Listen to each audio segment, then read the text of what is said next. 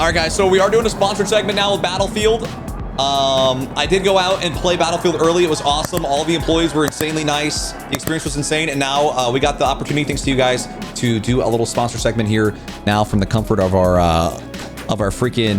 home. So shout out to Battlefield, shout out to Club Ral. Let's get absolutely nasty up in here for the one time. Show you guys what I'm working with on the settings. Still kind of figuring out my graphic settings, but for the most part, I just set everything to basically medium or low. I have these two on high, which high is actually medium in other games because it goes from like high to like epic. So I got this on high, low, low, low, low, low, low, low. PCF, low, low, low, off, low. The game still looks great, so I just have everything on low just to kind of make it feel as responsive as possible.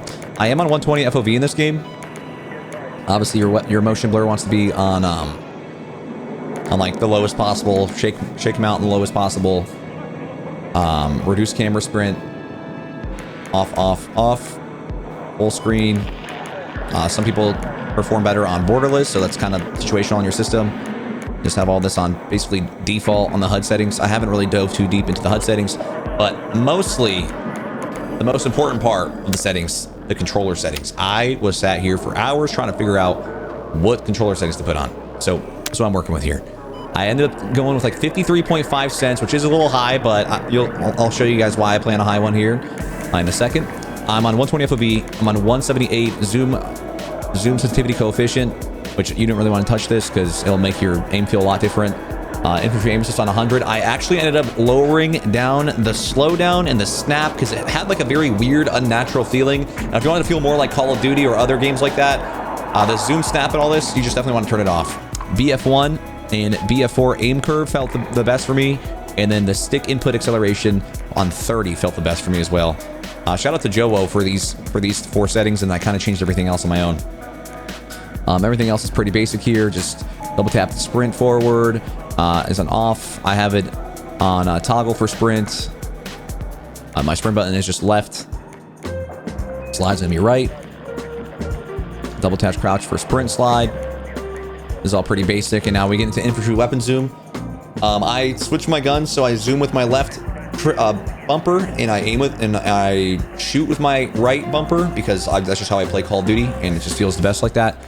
Now I have infantry zoom aim sensitivity on 9.1, and then I have my 1X down here. These first two on 7.5, then I have it on 77, and then I have it on 8.5. And that just felt the best for me personally for all the subs and stuff. Everything else is pretty basic here. Then another super important part is you want to head all the way down to your, not joystick, because some people change your joystick. You're not actually changing your dead zones. Controller tuning. Left stick, of course, you want it to be more responsive, and you want your max input threshold to be more receptive. So I have this lowered from 100 down to 70, so it will register my movement speed faster, so I don't have to pull my stick all the way forward or all the way to the left, all the way to the right, all the way to the back. Just 70. Center dead zone 0 because I want it to be as receptive as possible. Axial on 2. Center dead zone on 1. Axial 2.4 for this bad boy. It essentially, the higher you have this, the more essentially your horizontal and vertical will fight each other. When you're aiming, it kind of makes your aim feel weird. It's kind of tough to find a sweet spot, but 2.4 worked really well for my sticks. I think anywhere from about 2 to 3 feels good, and you might want to just kind of find the sweet spot between those two inputs. And of course 100, since I want to have my full joystick to aim with. And I don't touch these because I don't use my triggers. So if you are shooting with triggers, you might want to go ahead and lower that. Bada bing, bada boom. Thanks for watching.